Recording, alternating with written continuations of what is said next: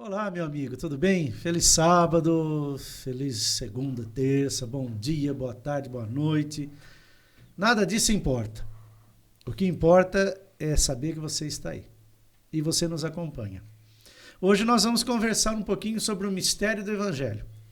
Eu sou Paulo Henrique de Souza, sou membro da Igreja Adventista Central de Alfenas e eu estou acompanhado aqui por mais dois professores. O professor Celso Ferrarese, que está frequentando a Igreja Adventista de Fama, e o professor Lucas Ferrarese, que frequenta a Igreja Itaparica, em Alfenas, todas elas adventistas do sétimo dia. Nós vamos ter agora mais um momento de diálogo aqui sobre a Palavra de Deus. O que vem a ser esse mistério? E antes de nós começarmos, eu vou pedir ao Lucas que nos dirija com uma palavra de oração, eu vou pedir a você que feche os seus olhos e nos acompanhe nesse momento. Vamos orar então. Querido Deus, nós te agradecemos pela bênção que é estar aqui neste momento, podendo ter uma conversa, relembrando e, quem sabe, aprendendo um pouco mais sobre as tuas sagradas escrituras.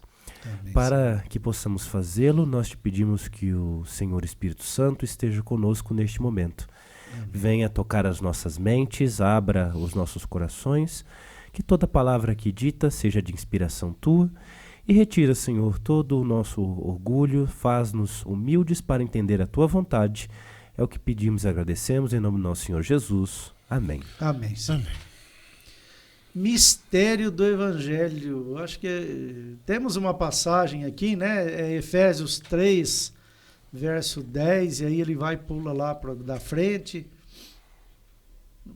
Eu acho que ele até nos mostra, porque diz, ora, aquele que é poderoso para fazer infinitamente mais do que tudo que pedimos ou pensamos, conforme o seu poder que opera em nós, a ele seja a glória na igreja e em Cristo Jesus, por todas as gerações, para todos sempre. Amém.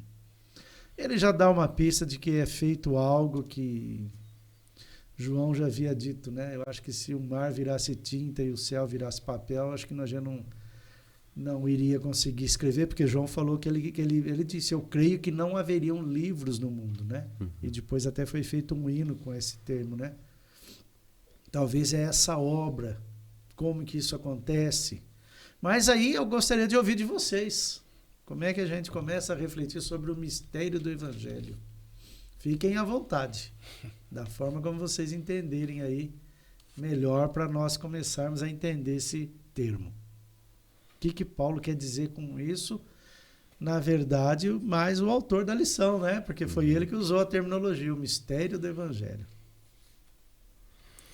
Pode começar, a gente sempre começa pelos mais velhos, né? Sim. É igual, eu sempre falo, é igual na história de Jó, depois que todos os... Mas ele fala, aí o jovem falou por último, né? Para a gente entender o que é esse mistério, aqui no livro de Efésios, a gente tem que voltar bastante lá no Gênesis para a história de Abraão.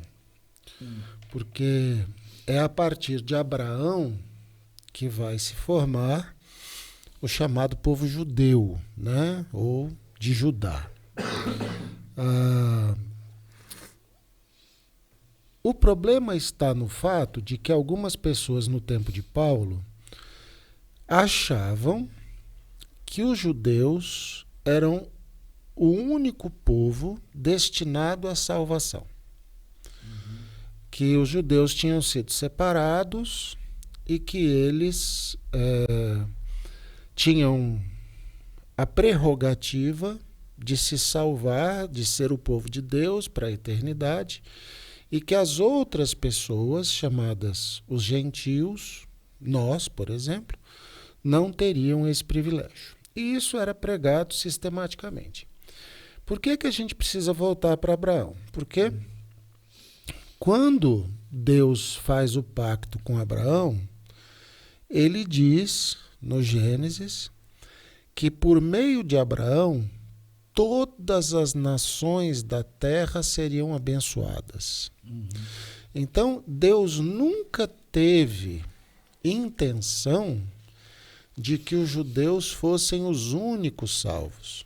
Os judeus seriam o meio, o instrumento, como Deus sempre teve pessoas, né, escolhidas, o que a gente costuma chamar de povo de Deus, né, as pessoas que estão ligadas a Deus, que levam o evangelho a todos os povos, porque a salvação é estendida a todas as pessoas. A própria Bíblia diz que Deus não tem interesse e alegria que ninguém se perca, mas que todos se salvem, né? Então, quando Deus estabelece o pacto com Abraão, e Abraão vai ter o seu filho Isaque, depois Jacó. Jacó tem os 12 filhos com as 4 esposas, forma o povo de Israel, aquela coisa toda. Israel, ao invés de se tornar um instrumento nas mãos de Deus para pregar a todos os povos, Israel se torna orgulhoso e se fecha em si mesmo, usufruindo das bênçãos e tudo mais. Aí chega um momento em que aparece o limite da paciência de Deus para com Israel.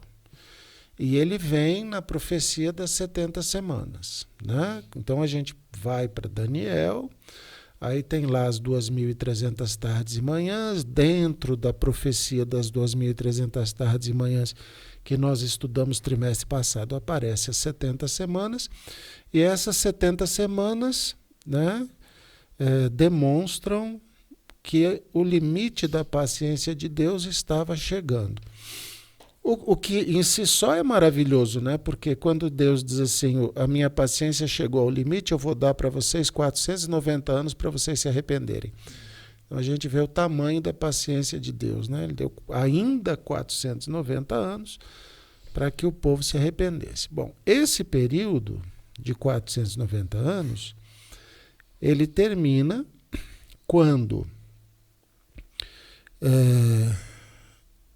o primeiro mártir cristão é assassinado, que é Estevão, né? Jesus é rejeitado. Depois da rejeição de Jesus, Deus ainda dá 3 anos e meio, e o primeiro mártir é assassinado. Então, vocês rejeitaram o meu filho e os seus apóstolos, né? E aí, quando esse tempo termina, os judeus não perderam a possibilidade de salvação. Eles só perderam os seus privilégios espirituais. E nem todos, alguns, porque eles continuam guardando as tábuas da lei até hoje, né? A arca do concerto e as tábuas da lei estão de posse dos judeus até hoje, guardadas e tal. E serão mostradas, segundo o Espírito de Profecia, no fim dos tempos, quando a lei de Deus for tal. Então, assim, lá no começo, Deus diz a Abraão que Abraão seria o pai de uma nação que abençoaria todo o mundo. Esta nação não seguiu os caminhos de Deus. Por meio desta nação veio o Messias. Por meio desta nação vieram os 10 mandamentos escritos, né, porque já eram conhecidos. Por meio desta nação veio a Bíblia para nós. Então eles fizeram muitas coisas importantes que nos ajudam até hoje. Só que eles se recusaram a seguir o plano de Deus e chega um momento em que eles perdem os privilégios espirituais. Nesse momento de perder privilégios espirituais, como eu disse, isso não significa que os judeus perderam a possibilidade de se salvar. Os judeus continuam podendo se salvar como quaisquer outras pessoas. Mas os privilégios espirituais, eles são estendidos a todo ser humano que tiver uma vida, um pacto com Deus. Tanto que, lá adiante, vai aparecer uma profetisa norte-americana, que não era judia, né? Sim. E outros profetas, e outros líderes, e ensinadores, Até a e tudo Luz, mais. né? Que fala na igreja que vem após Éfeso era Tiatira, não é? Se não me engano. Que fala, vai ter uma luz que a gente vai ver que vai ser o Wycliffe, né? É o Wycliffe ou é o Wesley? Eu não lembro, mas acho que é o Wycliffe que... Sim. O Wesley, eu não lembro. Quer dizer, que é um europeu, não é mais um judeu, né? Ou seja, essa prerrogativa de servir de conduto entre o céu e a terra deixa de ser exclusiva dos judeus. Isso. E agora passa para ser os todos povos. que abraçam essa fé. E esse é o grande mistério, entre aspas, de que fala o capítulo 3 de Efésios, que é a extensão dos privilégios espirituais a todas as pessoas, ao mundo Essa todo, universalidade. a todas as nações. Eu queria fazer um comentário, seguindo esse raciocínio, que eu anotei aqui justamente essa questão. Quando a gente vai lá em Deuteronômio, no capítulo 28, quando Moisés está já próximo aí de falecer, ele deixa no capítulo 28 falando sobre a questão das bênçãos da obediência. Então, se você abre lá no capítulo 28, a partir do versículo 8, até o versículo 13, não vou ler todos aqui, mas o versículo 8 e o 9 falam coisas interessantes, como diz assim, 8. O Senhor determinará que a bênção esteja nos teus celeiros, em tudo que colocares a mão, e te abençoará na terra que te dá o Senhor teu Deus. Mas olha que legal o que o 9 fala. Ele fala o seguinte, ó. O Senhor te constituirá para si em povo santo. Ou seja, era um povo que era para ser um povo diferente, separado. Não é que eles nunca iam errar, mas é que eles teriam uma conduta diferente. Sim. E aí ele fala assim, como tem te jurado, e aqui o jurado, o que é o jurado? É aquela aliança que foi feita lá com Abraão há bastante tempo atrás, mesmo aqui dos tempos de Moisés. E ele fala assim, quando guardares os mandamentos do Senhor teu Deus e andares nos seus caminhos. E olha só, o 10, todos os povos da terra verão que és chamado pelo nome do Senhor e terão medo de ti. Ou seja, terão um respeito porque realmente este povo era para ser um povo diferenciado, um povo mais amável, um povo honesto, que refletiria o caráter de Deus na vida deles. E é o que ele fala, né, para o último que eu vou ler aqui agora, nesse trecho, que é o versículo 13. O Senhor te porá por cabeça e não por cauda, e só estarás em cima e não debaixo, se obedeceres aos mandamentos do Senhor teu Deus, que hoje te ordeno para guardar e cumprir.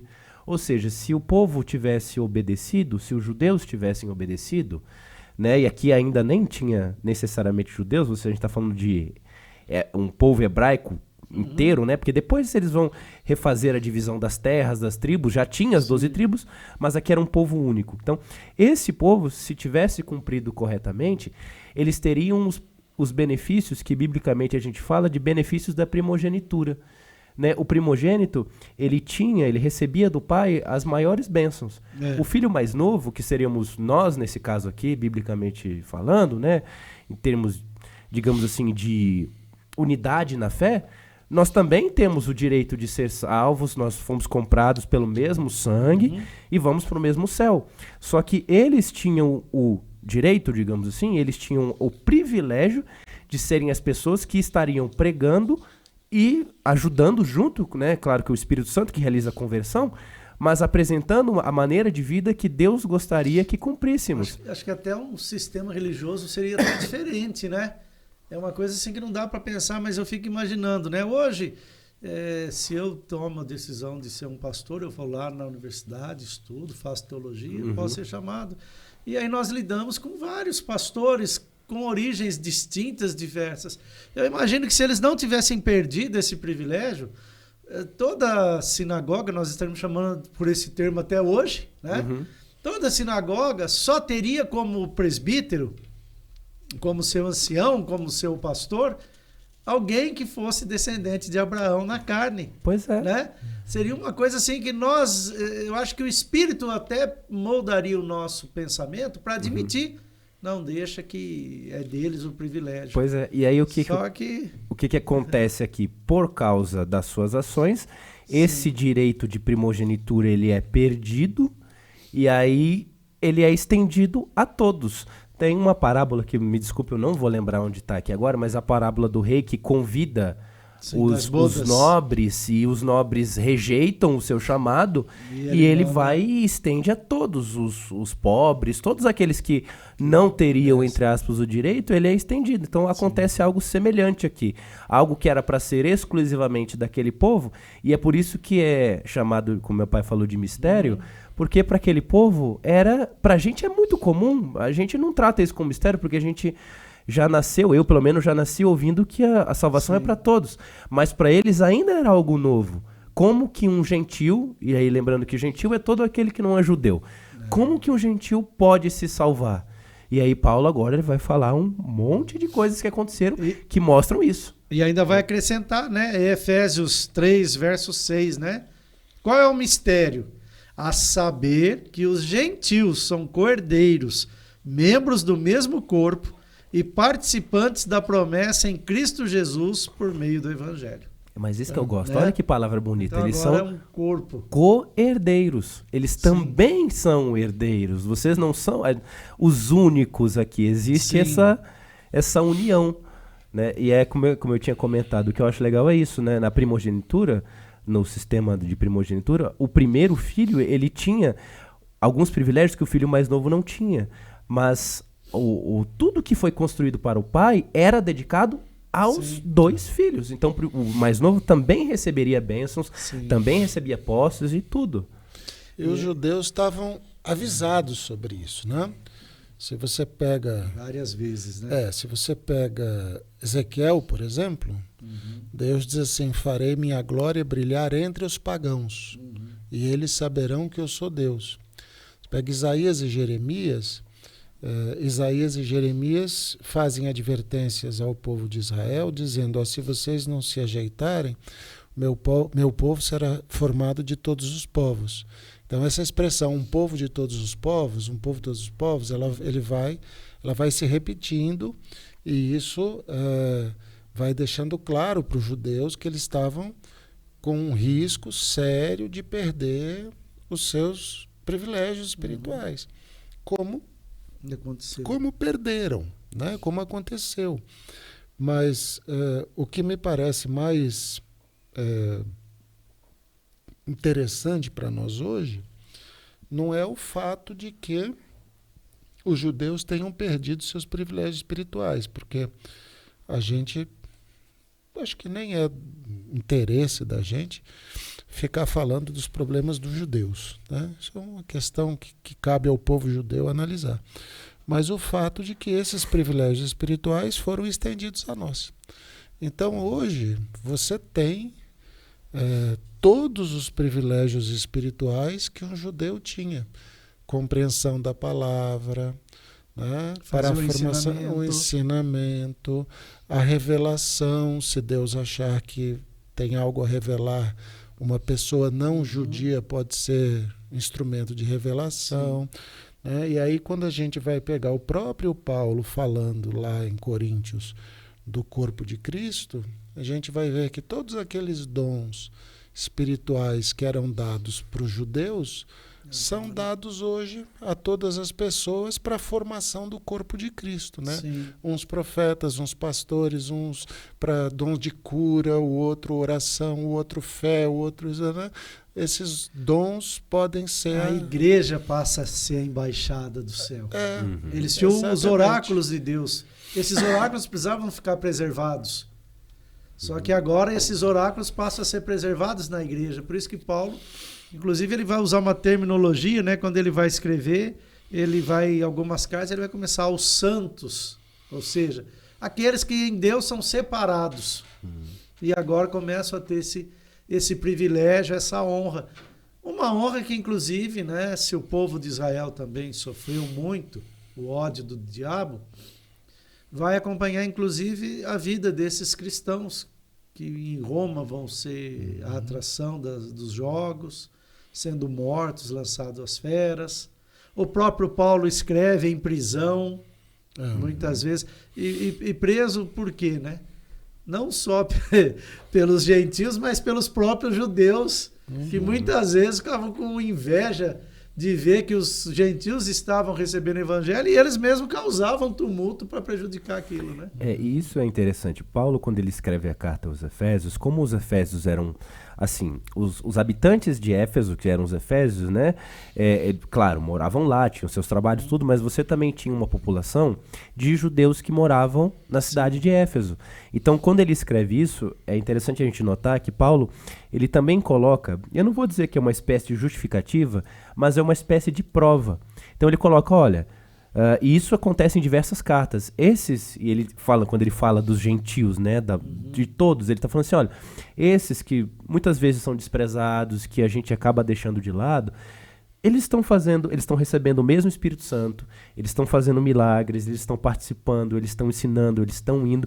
E é por isso que no versículo 6 ele fala que eles são co-herdeiros, ou seja, eles merecem o mesmo céu, eles têm o mesmo céu, e eles também são co-participantes. Ou seja, a mesma obra que era a obra realizada pelos judeus está sendo realizada também pelos gentios e aprovada por Deus da mesma maneira.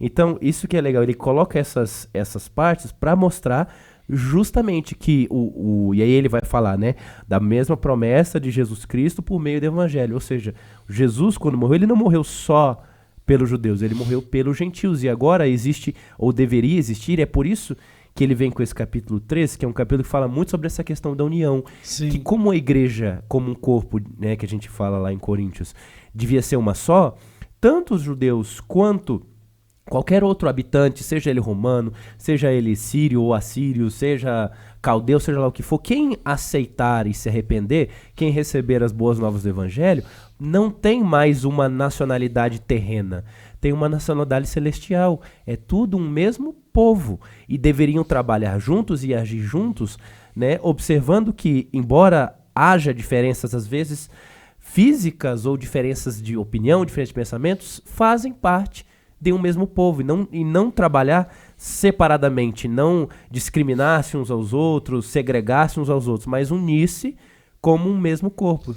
E parece que a igreja fez bem esse papel, né? Uhum. Porque na igreja hoje, como eu acabei de falar aqui na apresentação, né? Você frequenta no Itaparica, lá em Fama, a Central de Alfenas, e qualquer denominação, batista, presbiteriana, assembleia, católica, enfim, estão plantadas no mundo inteiro. E no mundo inteiro, né? Atualmente, por exemplo, o Papa hoje é um argentino. Veja, então, mesmo que a sede da igreja é Roma, o Papa é argentino. E os cardeais são de várias partes do mundo na Igreja Católica. E assim também é na Adventista e em tantas outras, né? Nós temos lá um que preside, que vai ser de uma nacionalidade, e os outros que compõem o staff da gestão daquela organização são de várias nacionalidades. E nós somos todos iguais. Convivemos numa união e num único propósito. Não há uma segregação, uma casta, não no sentido pejorativo, mas eu digo até honroso, de que esses são aqueles que desde o princípio mantêm uma linhagem. Não. Agora, na igreja, então, Deus franqueia, Deus universaliza esse ministério, essa obra. Esse é um dos traços mais importantes do cristianismo genuíno, que é o fato de que Deus não faz acepção de pessoas e nós também não.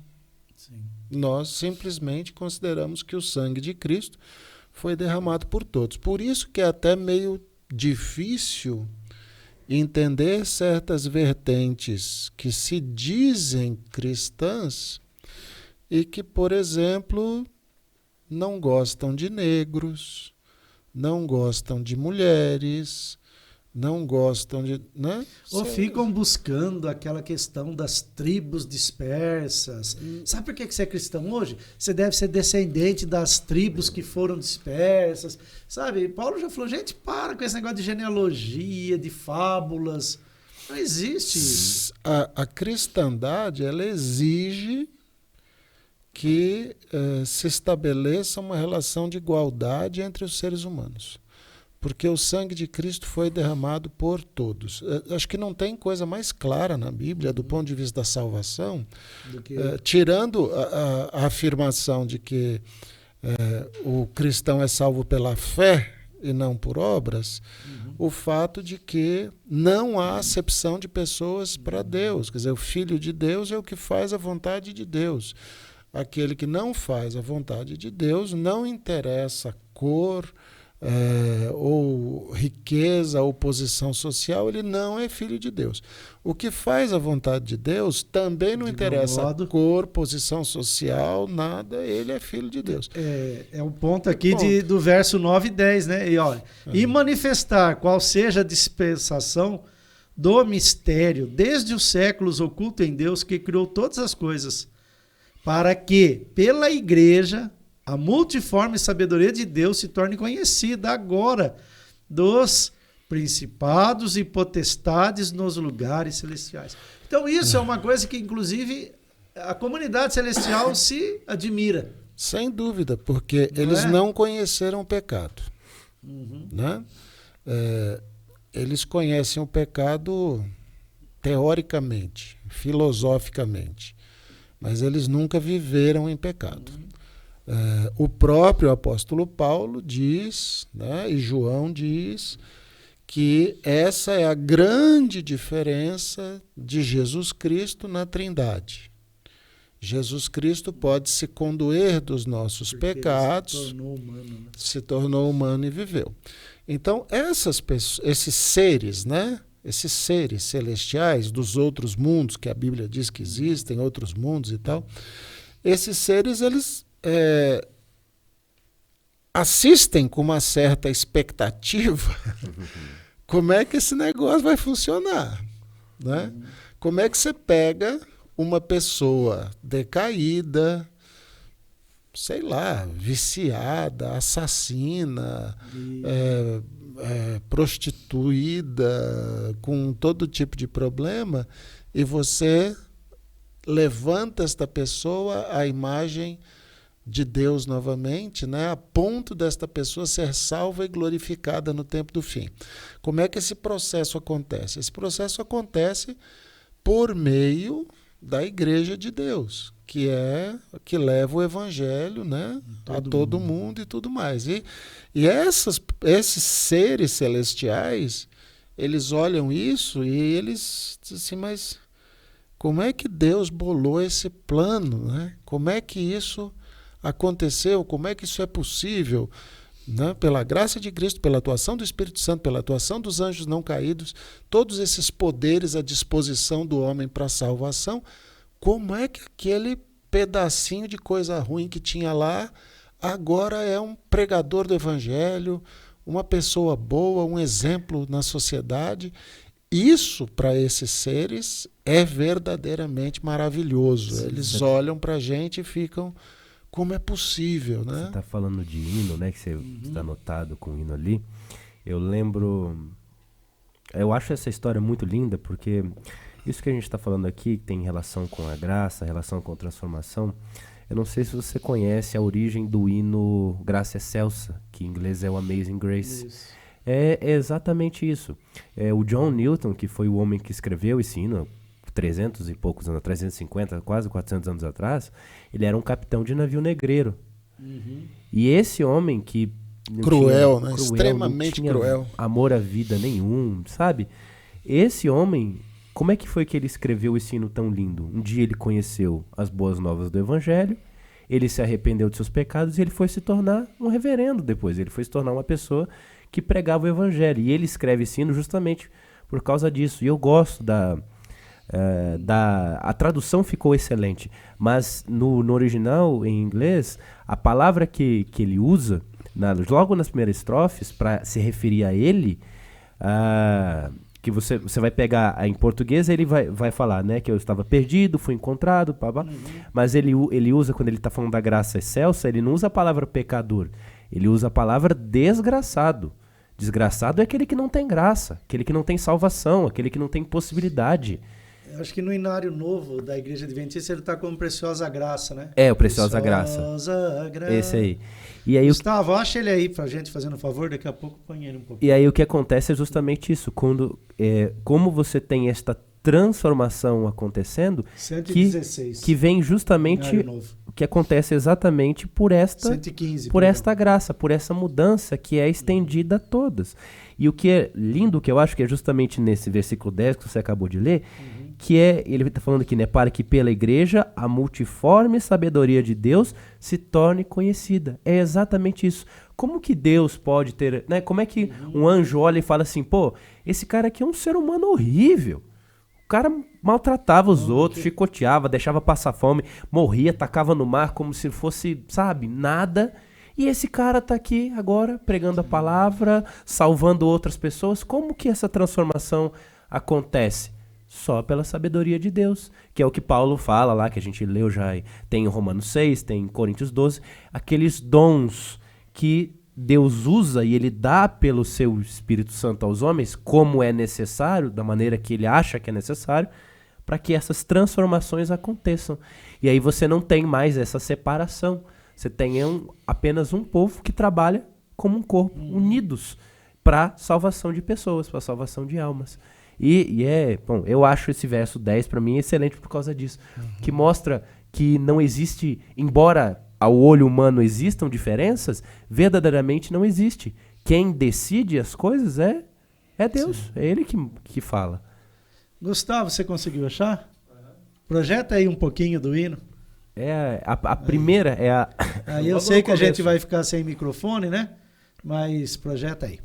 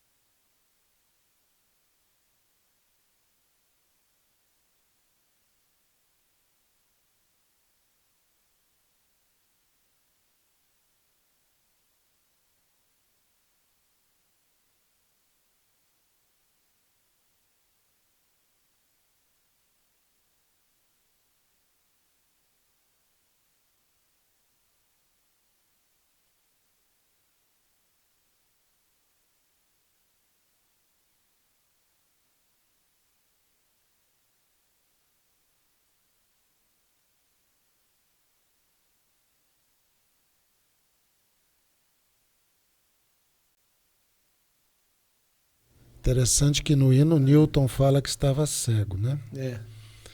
E isso é uma coisa muito interessante. Paulo fala várias vezes que ele era o maior dos pecadores, né? Por que isso acontece?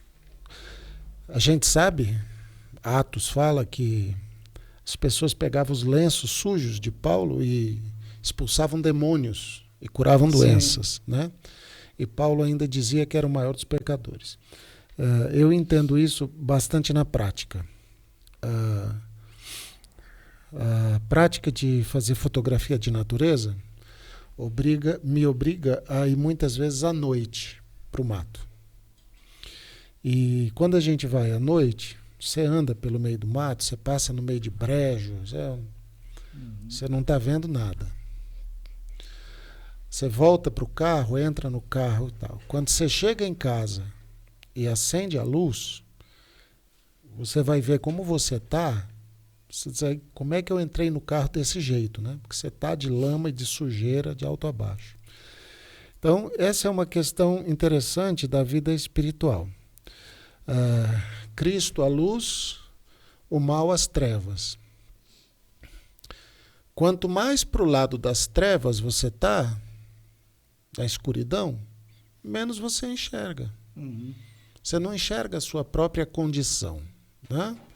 Chega um ponto que você está tão envolto em trevas que você não vê que você se sujou inteiro, que você está todo enlameado, que você está todo cheio de rasgado, de espinho, de tudo, né? Porque quando vai chegando perto de Cristo, que é a luz, Cristo vai revelando e a cegueira vai acabando. E você, quanto mais perto de Cristo chega, mais você se dá conta da sua condição, dos seus problemas, porque você agora está na luz, né? Que é exatamente o que acontece com a gente quando tem que ir à noite para a floresta, para fotografar uma coruja, um animal que só sai de noite, uma coisa assim. Quando chega em casa está imundo, mas você só vê isso quando você chega em casa. Porque quando você está no meio do mato, na escuridão, você não vê nada, você não percebe. Então, nessa floresta da vida, né, só existe uma maneira de você saber que você está precisando de limpeza, que é a chegar-se a Cristo. E quem traz esta luz é o Espírito Santo. Então, Paulo vai pedir, né, que o Espírito Santo ele vai se colocar de joelhos em Efésios 3 e vai pedir que o Espírito Santo mostre aos efésios a situação deles e que eles possam se unir como povo para fazer o que tem que ser feito. Porque se o Espírito Santo não revelar isso, nós, no meio das trevas e por conta própria, nunca nos damos conta da situação em que estamos. E é ele que mostra pra gente essa sujeira e também é ele que tira essa sujeira. Ele que tira. Nós só vamos lá se sujar. Quem faz essa obra de limpar e de mostrar é ele. E isso é importantíssimo para a gente entender, porque nós temos como é que eu posso dizer, um reflexo, um ato reflexo, que está fundamentado no nosso orgulho natural, que é toda vez que a gente faz uma besteira, a gente foge de Deus. A gente não vai em busca de Deus. Isso acontece com pessoas que estão na igreja. A pessoa está na igreja, ela comete um pecado público, grave, que ficou manifesto, ele some da igreja. Você some da igreja, você se afasta da luz, você está correndo o risco de chegar um momento de não enxergar mais a própria situação. Sim. Então, quando você está com problemas, você precisa de luz.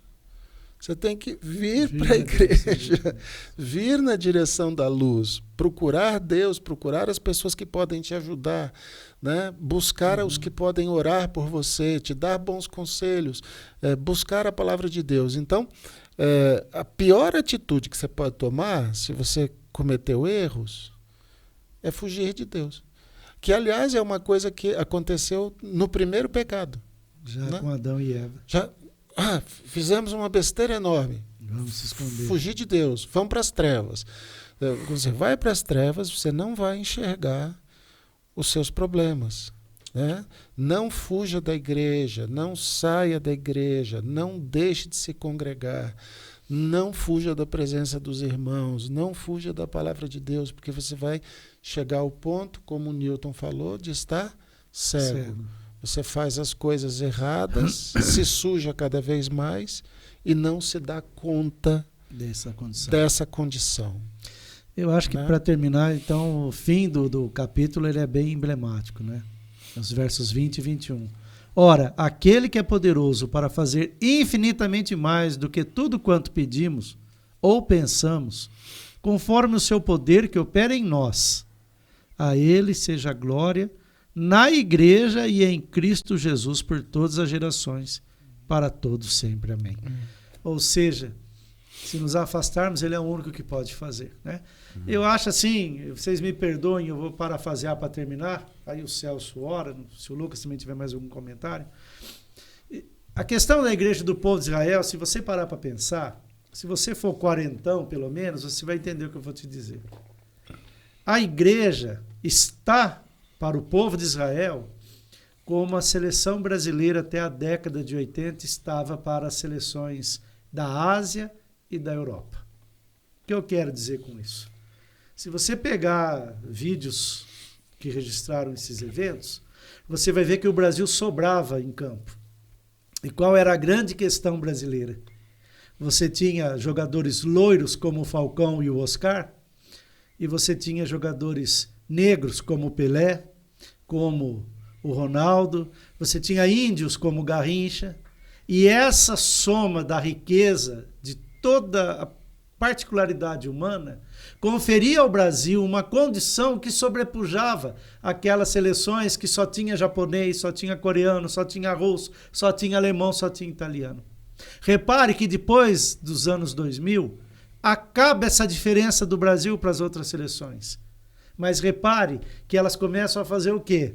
Semelhante à seleção brasileira, elas se permitem enriquecer etnicamente.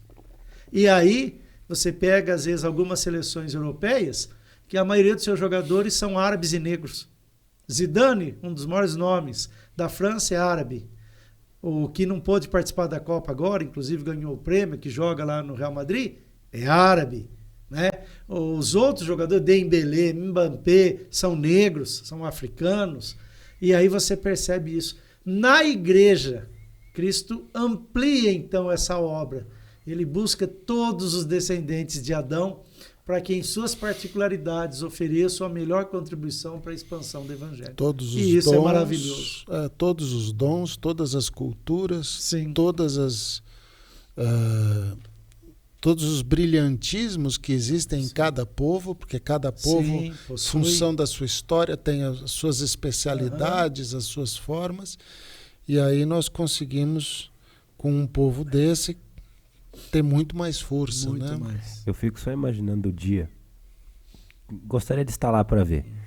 O dia que Jesus vai pegar Abraão pela mão, subir algum morrinho assim, ou alguma construção, pontinho mais alto, vai pegar Abraão e falar assim: Abraão, lembra da promessa que eu te fiz, que eu falei que não ia dar para contar na areia do mar, nem nas estrelas do céu? Aqui, ó. Aí. Tá aqui. Todos aqueles que eu te prometi são teus filhos. E a promessa foi, né? Que ele não contou, mas em ti serão benditas todas as famílias, não só os seus descendentes. Todas as nações. Amigos, é isso. Muito obrigado. E eu vou pedir, Celso nos despede com uma palavra de oração. Senhor nosso Deus, te agradecemos pelo estudo que acabamos de realizar, que tem para nós um significado muito especial, porque nos mostra o teu amor por todas as pessoas, de todos os povos, de todos os tempos, e o teu desejo de salvar a todos aqueles que tu criaste. Amém. Conviver com este amor, ter a certeza da abrangência desse amor, é das coisas que nos causam mais alegria e mais esperança. Por mais que tenhamos problemas, nós sabemos que o teu amor pode nos alcançar, nos transformar e nos salvar. Amém. Muito obrigado por isso, e que o teu povo possa compreender essa maravilha que é ensinada no 3º capítulo de Efésios. Amém. Isso nós te pedimos no nome do Senhor Jesus. Amém. Amém. E aí, meu amigo, se você puder nos acompanhar, no próximo momento do nosso podcast, nós vamos conversar sobre o corpo unificado de Cristo. Até lá, se o Senhor assim o permitir.